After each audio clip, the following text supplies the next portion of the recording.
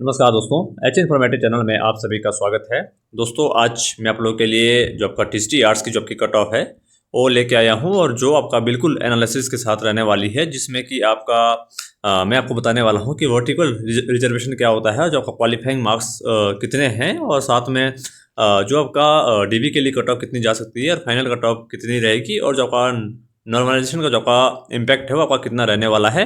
तो सबसे पहले तो आपको मैं बेसिक एग्जाम फैक्ट के बारे में बता देता हूं कि इसमें आपका 36,900 कैंडिडेट ने आपका इसमें एग्जाम दिया था और ये आपका 21 शिफ्टों में आपका एग्जाम हुआ था, जिसमें आपका वैकेंसी आपका 425 आपको देखने को मिली थी और डीबी जो आपका रेशो रहेगा वो आपका 1/3 इसमें आपका कैंडिडेट को बुलाया जाएगा, यानी कि एक सीट पर आपका 3 बच्चों को आपका इसमें बुलाया जाएगा, जिसमें आपका जो आपका डीवी कॉल है वो आपका 1275 या 1300 कैंडिडेट तक इसमें आपका डीवी के लिए बच्चों को बुलाया जाएगा। और अगर मैं सीरियस कैंडिडेट की अगर मैं बात करूं जो आपका रियल कंपटीशन में है, वो आपका 8 से 10,000 ही कैंडिडेट ऐसे हैं जो आपका रियल कंपटीशन में है, क्योंकि इसमें आपका क्वालिफाइंग मार्क्स भी आपका रखे गए हैं। तो उसमें आप देख सकते हैं कि जनरल के आपका इसमें 45% है और बाकी जो आपका रिजर्व जो आपका SC ST OBC और जो आपकी कैटेगरी है उनको आपका 40% दिया गया है। और इसमें अगर आपका पॉसिबल जो आपका रिलैक्सेशन दी जाएगी वो आपका मैक्सिमम आपका 5% दी जाएगी, यानी कि इसमें आपका जनरल को आपका 40% और रिजर्व कैटेगरी को आपका 35% तक आपका इसमें रिजर्वेशन जो आपका रिलैक्सेशन दी जाएगी, सॉरी। तो इसमें अगर मैं प्रैक्टिकली अगर रियलिटी की अगर मैं बात बताऊँ आपको, तो 36,900 में से आपका 60 से 70% लोग क्वालिफाई हो नहीं सकते। मतलब कुछ ऐसे कैंडिडेट होते हैं जो आपका बिना किसी आपके तैयारी के आपका एग्ज़ाम देते हैं और कुछ तो आपका ऐसे ही जो आपका एग्ज़ाम दे देते हैं। तो इसमें अगर मैं बात करूं कि 36,000 में से आपका 60 से 70% लोग ऐसे होंगे जो आपका एग्ज़ाम क्वालिफाई नहीं कर पाएंगे, यानी कि 25 से 35% लोग ही ऐसे होंगे जिनके आपका 45 से ऊपर मार्क्स होंगे। बाकी जो आपका क्वालिफाइंग जो आपके कैंडिडेट होंगे आपका 9 से 13,000 के बीच में ही ऐसे कैंडिडेट होंगे जो आपका क्वालिफाइंग हुए होने जिनके आपके 45 या 40% से आपका ऊपर मार्क्स है। बाकी जो आपका नॉन क्वालिफाइड है वो आपका 23,000 से 27,000 कैंडिडेट हो सकते हैं।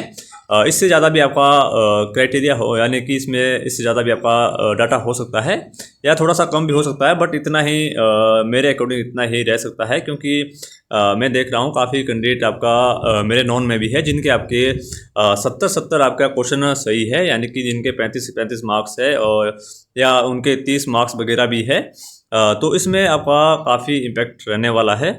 तो आप लोगों का जो आपका कंपटीशन रहेगा वो आपका ओनली 9 से 13,000 कैंडिडेट के बीच में ही रहने वाला है। बाकी तो आपका भीड़ के लिए हैं। तो इसमें आप देख सकते हैं जो आपका मुझे जो मैंने आपका पोल डाली थी, जो आपका टेलीग्राम पर भी और आपका यूट्यूब चैनल पर भी मैंने आपका पोल डाली थी, तो उसमें जो मुझे डाटा मिला है तो काफ़ी शॉकिंग डाटा भी मिला है उसमें। तो उसमें मैंने कमेंट्स का भी आपका जो डाटा है वो आपका इसमें ऐड किया है कि कितने आपका उसमें आपका 200 प्लस कमेंट भी मैंने इसमें ऐड किए हैं जिनके आपके इसमें मार्क्स बने हैं, जिन्होंने आपका कैटेगरी वाइज और शिफ्ट वाइज अपने मार्क्स बताए हैं। तो अगर मैं इसमें बात करूँ सबसे पहले आपका जो आपका टेलीग्राम पोल की अगर मैं बात करूँ, तो इसमें आपका इसमें देख सकते हैं जो आपके टेलीग्राम पोल पर आपका 334 लोगों ने आपका वोट किया था और उसमें आपका जो लेस देन 50 है वो आपका इसमें 10% है और 51 से 60 के बीच में आपका 14% है और आपका 60 से 65 के बीच में आपका 7% है। और इसमें जो आपका काफ़ी जो आपके कैंडिडेट है, यानी कि 50 से 65 के बीच में 50 से 60 के बीच में आपका काफ़ी रश कैंडिडेट का देखने को मिला है। और आपका अगर मैं यूट्यूब पोल की बात करूँ जिसमें कि आपका देख सकते हैं इसमें 2,000 कैंडिडेट ने आपका इसमें पोल किया है, जिसमें आप देख सकते हैं जो आपका मार्क्स की जो आपकी रेंज रही है बिलो 60 आपका 48 कैंडिडेट, यानी कि आधे से ज़्यादा जो कैंडिडेट है वो आपका 48 यानी कि 60 प्लस है, 60 से नीचे है। और जो आपका 60 से 70 के बीच में है वो आपका 20% है और 70 से 85 के बीच में आपका 15% है। तो इसमें आप देख सकते हैं कि 60 से नीचे आपका आधे से ज़्यादा इसमें कैंडिडेट देखने को मिले हैं। और बाकी अगर मैं कमेंट्स डाटा के हिसाब से अगर मैं इसमें बताऊं जो आपका कमेंट्स वगैरह मेरे को मिले हैं कैंडिडेट के, तो उसमें अगर मैं बात करूं तो 70 प्लस जो आपका कैंडिडेट मिले हैं, यानी कि 4% कैंडिडेट उसमें मेरे को मिले हैं। तो 6 से 8 इसमें अप्रोक्स अगर मैं बात करूं तो 6 से 10 तक इसमें आपके कैंडिडेट देखने को मिले हैं। बाकी अगर मैं 65 से 69 के अगर के बीच में अगर मैं बात करूं तो उसमें आपका 8% कैंडिडेट इसमें देखने को मिले हैं, यानी कि 12 से 15 कैंडिडेट आपका अभी मेरे को देखने को मिले हैं जिनके आपका 65 से 69 है। अगर मैं 60 से 64 के बीच में बात करूं तो उसमें आपका 25 से 30 आपका अप्रोक्स कैंडिडेट मिले हैं कमेंट्स में, और 15% इसमें रहता है आपका परसेंटेज, और साथ में 55 से 59 के बीच में आपका सबसे ज़्यादा कैंडिडेट आपका 50 से 60 के बीच में मिले हैं, जिसमें आप देख सकते हैं कि 40 से 45 और 45 से 50 यानी कि 100 प्लस जो आपका कैंडिडेट है वो आपका 50 से 60 के बीच में मिला है, और बिलो 60 भी आपका 18% कैंडिडेट आपका देखने को मिले हैं। तो सबसे बड़ा क्लस्टर आपका ये है कि 50 से 60 के बीच में आपका काफ़ी रश देखने को मिला है, और बाकी जो आपका 70 प्लस लोग हैं आपका बहुत कम देखने को मिले हैं। ऐसा नहीं है कि होंगे नहीं, बट होंगे आपका 70 प्लस भी होंगे और 80 प्लस भी आपका 2-4 कैंडिडेट होंगे, बट 70 प्लस का जो आपका रेशो है आपका कम देखने को मिला है, यानी कि ज़्यादा से ज़्यादा आपका 20 से 30 या 50 तक आपका 70 प्लस हो सकते हैं, इससे ज़्यादा नहीं होने वाले हैं। और अगर मैं आपका इसमें कैटेगरी वाइज अगर मैं कमेंट्स की बात करूं जो आपका मुझे आपका यूट्यूब पर मिले हैं, जिन्होंने आपका कमेंट किए थे कि हमारे मार्क्स इतने हैं, तो जनरल और रिजर्व में मोस्टली जो आपका मेरे को मार्क्स मिले हैं आपका 52 से 60 के बीच में मिले हैं, और फ्यू केसेस में आपका 65 से 71 के बीच में भी आपका कैंडिडेट मिले हैं, और बिलो 50 भी काफ़ी इसमें कैंडिडेट देखने को मिले हैं। तो जनरल में आपका 60 प्लस माइनॉरिटी में है, और जो आपका ओबीसी में आपका जो आपका हैवी रेंज जो आपका मिली है वो आपका 53 से 60 के बीच में मिली है, और मल्टीपल एंट्रीज इसमें आपका थोड़ी देखने को मिली है, और आपका 55 से 58 के बीच में आपका काफ़ी कैंडिडेट इसमें देखने को मिले हैं। तो 65 प्लस आपका रेयर ही कैंडिडेट आपका देखने को मिले हैं। बाकी अगर मैं एससी की बात करूँ तो एससी में आपका 48 से 55 के बीच में काफ़ी कैंडिडेट आपका जिन्होंने कमेंट किए हैं, और 55 प्लस आपका इसमें लिमिटेड है, और 60 प्लस आपका ऑलमोस्ट इसमें आपका रेयर कैंडिडेट ही देखने को मिले हैं एससी में। और एसटी की अगर मैं बात करूँ तो इसमें आपका 50 से 56 के बीच में आपका काफ़ी कैंडिडेट देखने को मिले हैं, और 55 के आसपास काफ़ी कैंडिडेट का रश आपका देखने को मिला है एसटी में। और इसमें आप देख सकते हैं जो मैंने आपको बता दिया है सीरियस कैंडिडेट आपका इसमें ओनली 8 से 10 हज़ार कैंडिडेट के बीच में आपका इसमें कंपटीशन रहने वाला है। बाकी जो आपका कैंडिडेट है वो आपका क्वालिफाई भी नहीं हुए होंगे, जिनके आपका 40 और 45 मार्क्स भी नहीं आए होंगे। तो इसमें आप देख सकते हैं काफ़ी आपका मैंने आप लोगों के लिए डाटा कलेक्ट किया है। नॉर्मलाइजेशन का अगर मैं आपको इसमें बताऊं तो इसमें आप देख सकते हैं कि अगर इजी शिफ्ट वालों के आपके रॉ मार्क्स 62 है तो उसको आपका -3 का आपका इसमें जो का नॉर्मलाइजेशन इफेक्ट देखने को मिलेगा, और जो आपका मॉडरेट है उसमें आपका +1 तक आपका इसमें इफेक्ट देखने को मिल सकता है, और जो आपका टफ है वो आपका उनको +4 तक भी आपका इसमें इफेक्ट देखने को मिल सकता है। तो इसमें आपका किस्मत की बात भी रहने वाली है। अगर किसी कैंडिडेट की आपकी किस्मत ख़राब होगी तो उसके आपका मार्क्स वो आपका लेस भी हो सकते हैं, और जिसकी आपकी किस्मत अच्छी होगी उसके जो आपके मार्क्स वो आपका प्लस भी हो सकते हैं। तो आपका ये पूरा जो आपका खेल है वो आपका किस्मत पर टिका हुआ है, जो भी आपका ये नॉर्मलाइजेशन का जो आपका इम्पैक्ट रहेगा। अगर मैं आपको रूल बताऊं वर्टिकल रिजर्वेशन के कि इसमें आपका क्या रूल रहता है, क्योंकि काफ़ी कैंडिडेट को ये भी पता नहीं होगा कि आपका जो वर्टिकल रिजर्वेशन है वो आपका किस तरह आपका अप्लाई होता है।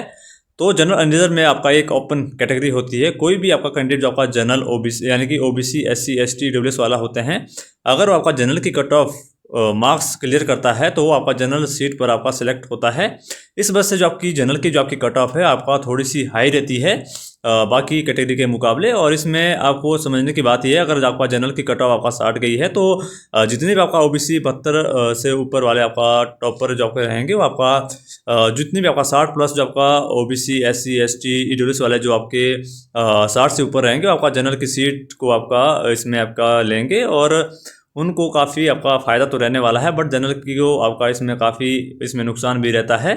तो इसमें अगर मैं कट ऑफ की बात करूं, इसमें अगर मैं फाइनल कट ऑफ आपको बनाऊं तो अगर मैं सबसे पहले आपको सीट के बारे में बता देता हूं कि कितनी कितनी सीट आपका किस कैटेगरी में है। तो इसमें आप देख सकते हैं जो आपका जनरल की सीट हो आपका 151 है, ईडब्ल्यूएस की आपकी 53 है, वार्ड ऑफ फ्रीडम फाइटर की आपकी 5 है, ओबीसी की आपका 67 है, ओबीसी बीपीएल की 16 है, OBC ward of freedom fighter की 5 है, एससी एंड रिजर्व की आपका 81 है, एससी बीपीएल की 17 है, SC ward of freedom fighter की 8 है, एसटी की आपकी 17 है, एसटी बीपीएल की आपकी 5 है।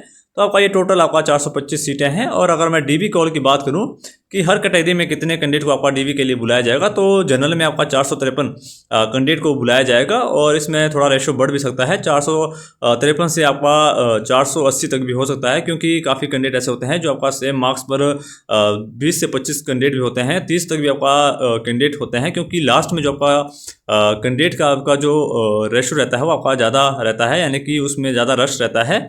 जितना आपका कम स्कोर होगा उतना रश ज़्यादा रहेगा।